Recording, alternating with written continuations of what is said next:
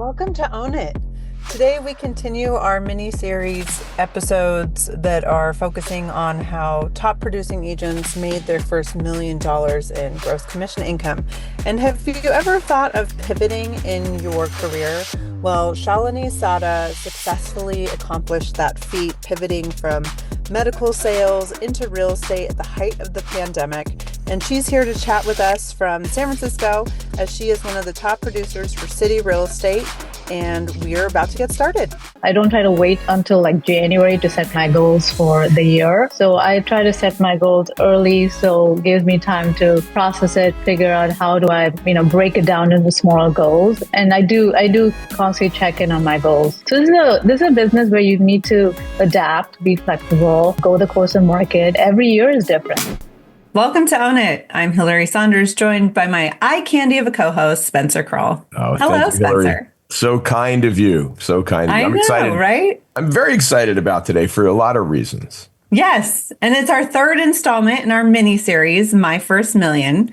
And today we have Shalini Sadda with City Real Estate in San Francisco.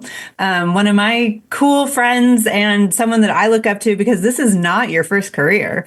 This is your second career, which I want to hear just how in the world did you make the pivot from medical world to real estate? Because that's a big pivot. So why don't we start there? Great. Well, first of all, thank you so much for having me. It's always good to see you and an honor to be here. So thank you again. Well, I asked the same question when I switched to real estate. I was like, what am I doing? My background a little bit, just to give you, went to undergrad for electrical engineering and master's in biomedical. And that's what led me to medical devices for about 12 plus years. And I've always wanted to be my own boss or be my own entrepreneur, right?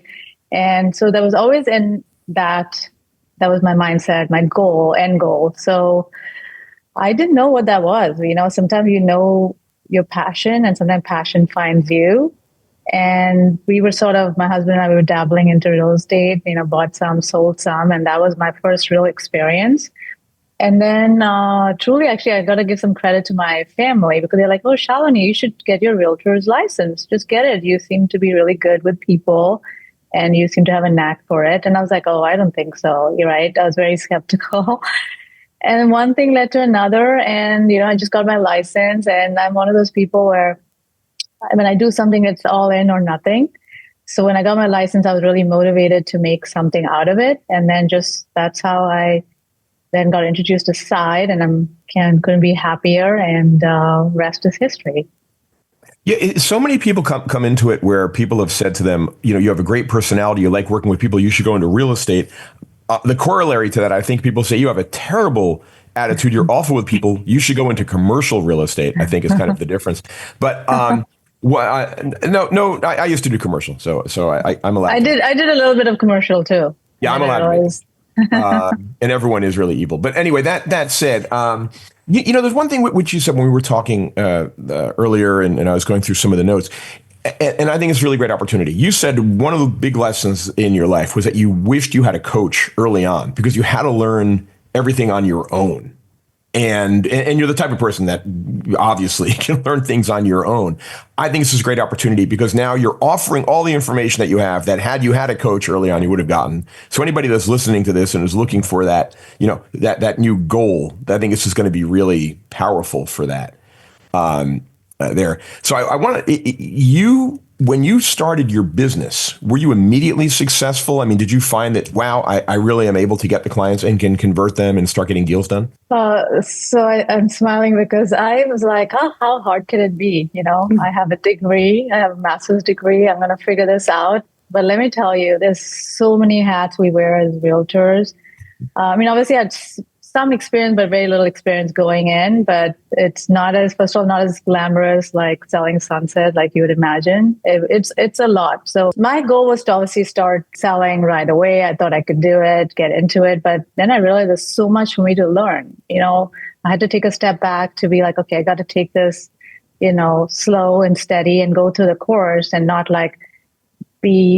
pushed to a goal just because to get to the goal. I wanted to go through the motions, learn, and meet the agents, build my rapport. Because I say real estate is a relationship building, right? A business, right? So you want to earn people's trust before you actually ask for their business. So that was always my motto: is like, let me prove my worth, and then people will come to me and want to work with me, and I'm going to be their biggest advocate. So yeah, I think there was a lot I didn't know going in, but now I do. Hindsight's always 2020, right? And I know Spencer touched on it, coaching. If you were to tell yourself when you were first starting out, like having a coach or a mentor to shadow, do you think that would be like a really good step for somebody kind of coming under you? What if I was a new agent and I was like, hey, I know that I can do this. I'm smart. I got this. What about like coaching and learning could I then like ascertain a lot easier and faster than if I did it myself? Yeah, I would actually recommend joining a top producing team. Obviously you're going to learn a ton because they're going to have a lot of business. They're going to have a lot of listings. They're going to have buyers. So you'll get every aspect of the business. So I would really find a top team that you aspire to, or good role models. They have the training, internal training through the brokerage or within the team. You're going to learn a lot just by following your leaders, So I wish I had that. I was sort of a self-starter. I was like, okay, I'm going to figure this out. I did marketing, I did training, I did everything a little bit. And then I realized, okay, if I want to scale up my business, I got to be a little more organize and delegate and figure out my strengths and who I should, add to my team. So absolutely, I think a coach would be great. So I learned from my mistake, but it's also more of a learning experience, Well, you don't know what you don't know, right? Mm-hmm. Like coming out of a whole different career, you have a mindset and a functionality. And I can say I've firsthand through my husband as well, came out of engineering and dove into real estate, and the brain is wired differently for some folks. So I want to ask about just your methodical nature with maybe the education and training that you had. How did you translate that into now marketing? Because we've talked with a bunch of people on the program before where the overarching theme is don't spread yourself too thin on your marketing. Focus on one or two areas that you're really good at, and then build a calendar that you live and die by. Like, did you implement any of those thoughts, or did you just spray and pray?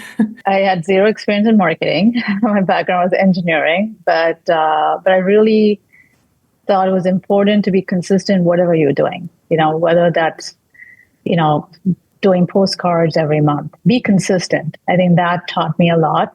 And start small. Don't try to do it all. Try to be good at something and then expand. So I feel like newer agents, we want to do it all, right? And I think that's still the right attitude because we want to learn and grow. But try to take small goals to attain the bigger goal. Otherwise, you're going to get lost. So for example, like I said, I was really focused on now I didn't really have a 9 to 5, right? Or 9 to 6 job, right? When I started real estate, it was I had to make my own schedule. So my schedule was to make sure I time blocked. That could be, prospecting, calling people. It could be sending out marketing. I would sort of categorize them into non-income producing tasks and income producing tasks. So that really helped my day because when I first started, I was like, oh, what do I do at 9 a.m.? Right? The gym. Yeah, exactly. Or you open up your email, you're going down the rabbit hole because now you're replying to emails and then it's already 2 p.m. and then you're you didn't really get any work done. You know how that goes. So I think really, really set your schedule well in advance.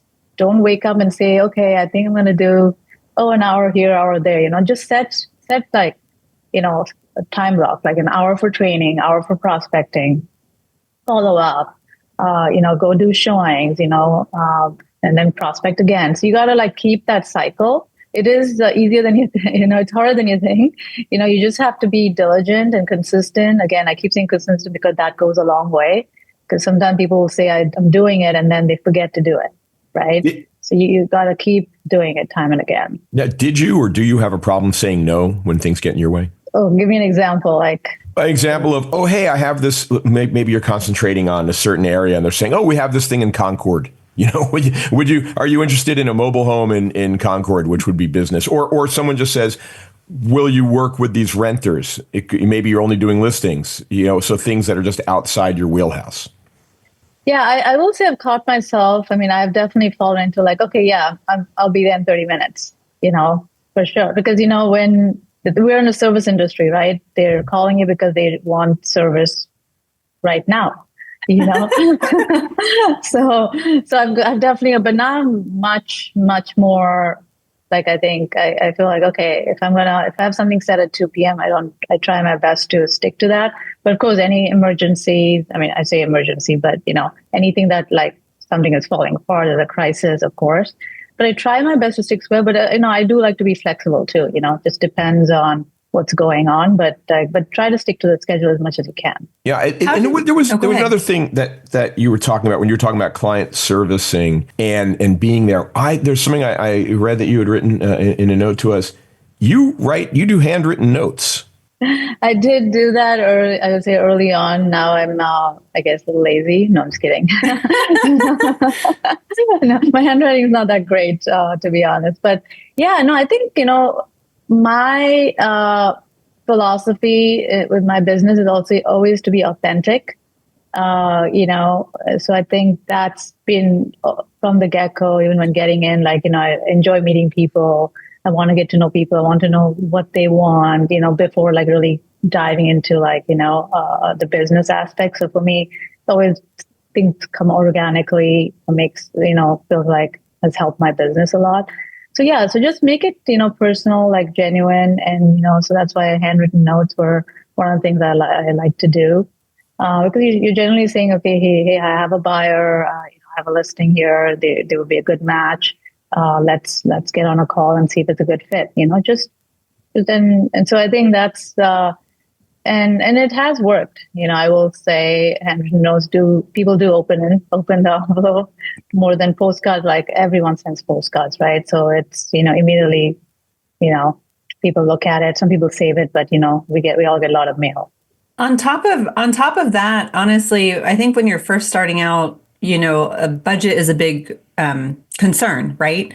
Because everybody is, oh, this is a new shiny thing. This will get you clients, but you got to give me money for it. I think handwritten notes are one of those that are super low cost, right? It's cost of a stamp. Depends on where you're mailing it to. If you're mailing it to Europe, it's a little different. But I remember, this is going to date me, going to one of my first real estate seminars, and it was put on by Lorna Hines, one of the good old Northern California coaches at the time. And that was her thing, right? Like, keep your note cards in your car. And after you are leaving the Starbucks or the lunch date with this person, just write something nice that you learned about them, pop it in the mailbox on your way home.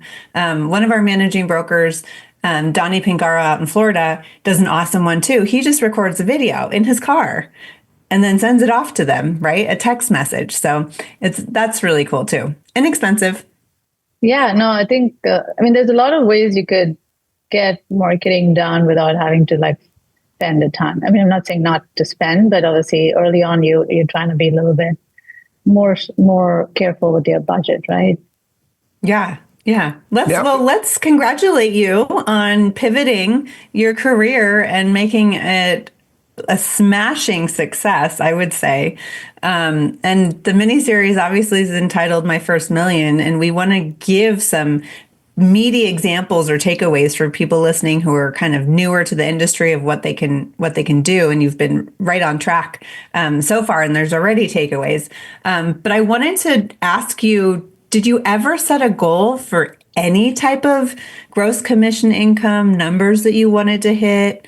Or did you just go and see where you could get? No, I did set goals, but I think early on I wanted to set some realistic goals. So I'm not killing myself. So I set like smaller goals, but the goal was to be in that trajectory of like, getting to the top. But I didn't want to say I want, obviously when I first got in, I was like, I want it now. And then I realized, okay, that's not going to work. Let's go with the pace and then see what happens. And then once I started to build and build and build. And that's when I was like, okay, I doubled and tripled and almost quadrupled. And I was like, okay, I got to keep going. And then it's a matter of like, how do you sustain, right? So yeah, definitely you want to set goals because, in anything that you do in life, personal or professional, I'm very goal oriented. So as you can tell, so that's how I motivate myself. And once I meet a goal, then I push it to like, I make it a stretch goal and then so on and so forth. So yeah, but start small. You don't have to be competing with anyone. I tell myself I like to compete with myself. That's how I become better. But I always aspire to like other, leaders in the industry. And I was like, oh, I want to be like that person. And how do they do it? If they can do it, I can do it. Right. So it's just kind of motivating yourself. I want to talk about the competitive nature because you were a competitive tennis player, I believe. Is that right? That's right. Yeah, I never was, but so we don't have that in common, unfortunately. But how important was it? I mean, do you see people like? I guess the question is, there are some people who are coming at it and they're saying, "I'm going to be my authentic self, and that's how I'm going to get business," which is great. Power that with someone who's very competitive about stuff. How important do you think it is that you're competitive with yourself to do this? And second part is, if someone is not as competitive, do you think that with themselves, do you think they still have a chance or a skill set that they can leverage to get to their first million? Oh, absolutely. I think it's all about what you put in is what you're going to get out. You do want to really commit. And this is not a business for the weak of heart because you're hustling, you're grinding, you're just 24/7 working. I always told myself I need to work harder than my leader or the top agent out there, because that's how they got there, right? So just putting in, I put in 40 hours, I should get business. That's not how you want to think about it. You just work hard, do the things like we were talking earlier, be consistent, make the calls, follow up, do the marketing. You will get there. You don't have to be competitive to get there. You just have to be focused and stay on track. What does a goal setting session for you look like? For example, do you goal set on a yearly basis, or do you check in quarterly or half yearly because markets shift, things to change? How do you analyze what's working? And if you need to pivot, how do you pivot? No, great question. So I always set my goals. I mean, I obviously set my yearly goals, but I try to do that usually like late fall. I don't try to wait until like January to set my goals for the year because it's That's very your problem, important. Spencer.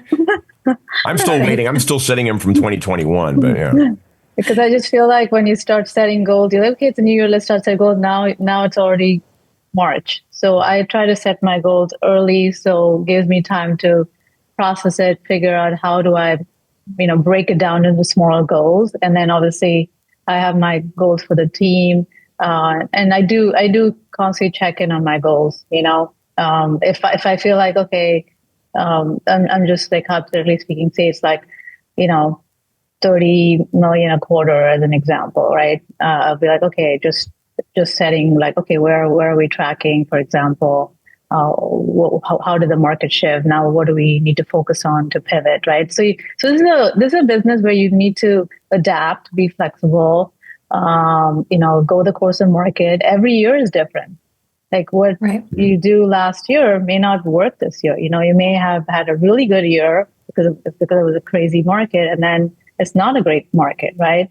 So you got to constantly tweak. You're going to have your core foundation on what you do as a business and all of that, but you just have to be willing to like, okay, how can we get creative? And that's what, clients are looking for too, right?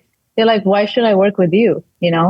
Like what sets you apart from another agent, and how are you navigating this really tough market, right? So I think it's always important to kind of check yourself along the way. So you feel like you're doing the things you said you're doing, not just written on paper.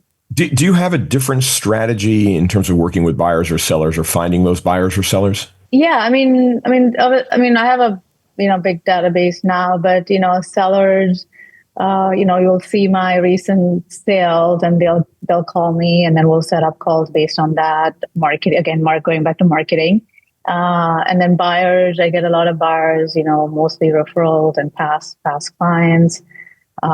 So I would say, yeah, work different in the sense it just depends on the channel. I don't really market so much to buyers. I do a lot of the marketing is for listings. The buyers are from like, who I worked in the past. And then they'll write me a testimonial. They'll tell their friends, their family, or anybody in their network if they had a good experience with me.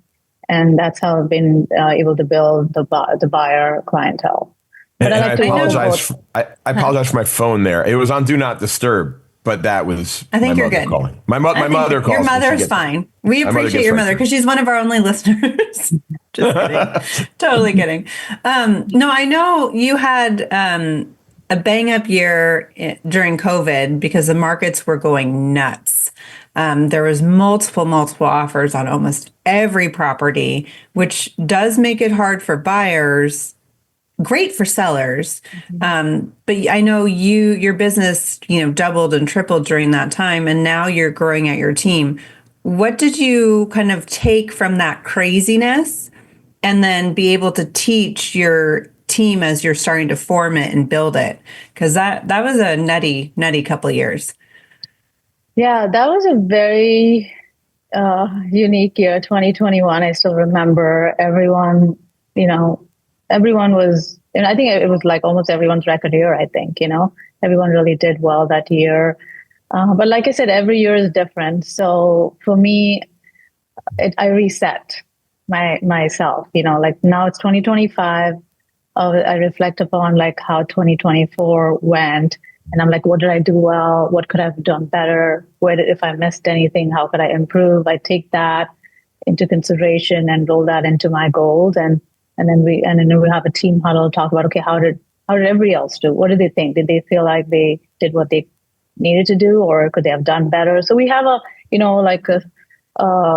detailed discussion about that. And then then I set goals for the team, goals for myself and individual agents too. But the takeaways is really, in a good year, everyone does well, right? I think it's more important in how you perform in the, downturns. And I always tell myself, you can sell in this market, you can sell in any market. And also we do a lot of luxury high rises as well. And as you know, downtown San Francisco has taken a hit. Oh yeah. So if we're working very hard and still successful in this market, because if you can sell in downtown SF, I think you can sell in most places. Oh my gosh. For people that don't know, the commercial hit that downtown San Francisco took during COVID and subsequently has been just devastating. Yeah. There are, Macy's has pulled out already, and then a bunch of other ginormous retailers. So it's a hard one to sell there. So bravo. Yeah, so I think it's just good to remind yourself, what worked, but also don't assume this every year is going to be on a high, And Hillary, as you said, like in a seller's market, when you're working with buyers and sellers, like maybe talk to your buyers about okay, maybe do you want to consider other neighborhoods that are not as competitive, So if you don't want to obviously be part of this crazy bidding war, that's one of the things we talk about. Okay, how about this neighborhood where the prices are, lower or condos are, down, where single family are high. So give them options so they can make an informed decision. End of the day, think you're the expert, right? They're leaning towards to you on what's happening in the market. So be transparent and, tell them what they want to hear, and not just what they want to hear. Excuse me. Tell them what's actually happening so they can make the right decision for them. Got a question about your team, because part of your strategy obviously is to build your team out. What sort of metrics do you use for your team? Do you do a planning session with them as well, saying here are my expectations, or what are your expectations? How do you deal with your team? Yeah, we do individual one-on-ones to really go through their goals. And then I ask them what their goals are, and I give them my goals. And then we come up with a goal that works for everyone. And then we try to, let's say, check in. And I'm always there for my team. And that goes back to coaching, right? I always tell them I'm here. Just call up on me anytime, Because I want them to have the support. And I know how it is when you're new. It's nice to have somebody. Nice to have an advocate, Sure. Yeah, it's so funny because a lot of I think a huge takeaway from this conversation really is if you are newish to real estate, or even if you feel like you're plateauing on your own, do consider joining, like you said, a high performing team. The things that you learn just through osmosis are incredible. I'd love to kind of just hear your take on just a few things that maybe you've learned from being a very productive member of City Real Estate, because you guys have, I think, almost the largest market share in SF. So bravo to everybody over there. Yeah, well, kudos to David for building this powerhouse. For those who know David. Yeah, when I joined City, I think we were under 10 agents, and now I've lost track, but I want to say we're over 60 agents. So yeah, we're very,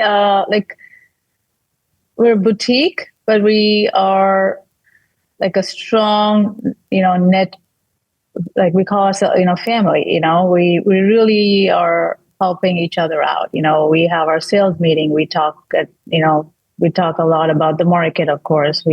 But we also talk about what buyer needs. Seller, what are sellers looking for? We actually do a decent amount of in-house deals too.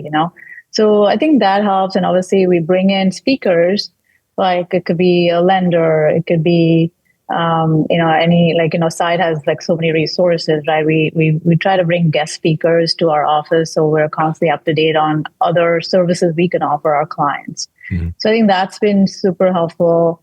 We have a great marketing support as well, and they keep us. They help us with all of our listings, some of the listing preps.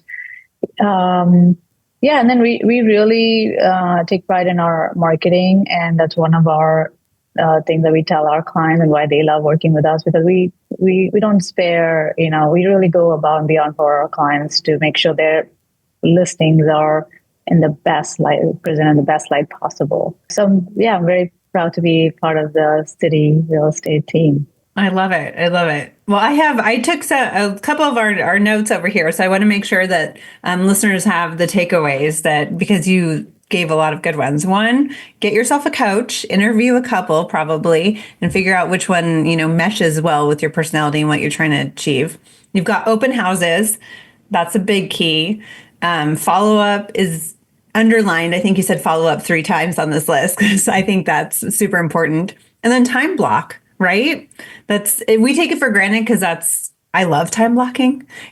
I'm a little OCD on that. I absolutely love it. It makes me happy. But people need to really sink in and let themselves, be controlled by their calendar to be able to hit their first million, I think. And I want to say, just to add one thing to that, as you also said, don't wake up in the morning and not know what you're doing. So if you are going to time block, make sure that you're time blocking. Time block when you're going to time block, as the other part of it. But make sure have a plan. Don't just go into the day not knowing that's what Sunday's for. Or I shouldn't say Sunday. Sunday's a real estate day. That's what Saturday's for, right? I just want to add something on open houses, because I think this is something I learned. So this could apply to anyone, but open house, when I started, I was very committed to doing open houses almost every weekend, practically every weekend. And this is really good especially a newer agent, because, one is you're getting another agent to trust you to do their open houses, a big testament, right? Because you're now selling their property on their behalf. So just don't take that for granted, and it's important, because open house is a great source where you meet potential buyers, that are actually looking in the market. So it's really, really helpful. And reach out to other agents, because it's important you get to know your peers as well. It's not just about meeting potential buyers or sellers. You wanna have you wanna build a community, with other agents, because you want to be working with them on the other side. I love that. You're one of the first agents, by the way, to bring that up. And that's a really important thing, especially if you're in a tough deal and they know you. And you can say, hey, we did this other deal together, or remember when we had lunch and I paid for dessert? I mean, I think that's a really important thing people overlook. Yeah, it goes a long way. I've had so many times they're like, oh, I've worked with I've said it and they've said it too, right? It goes both ways, and we've like, oh yeah, we love working with you. I love working with you. And so just make sure you go meet other agents. Don't be afraid. Call agents that like I said, aspire to, and be like, hey, can I do your open house? I'd love to. I will work hard, earn your trust, like people, it doesn't matter if the agent or client, you have to earn their trust. So I just wanted to mention that about open houses. And one compliance note, make sure to check with your broker to find out if you're allowed to do open houses for other brokerages. Yeah.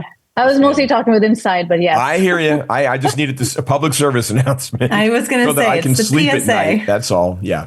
For sure. No, I think that's a huge takeaway, Shalini. Like, get embedded with the community and start meeting folks and figuring that out, because so many times it is, especially when sellers are in multiple offers, they ask you which offers actually can get over the finish line.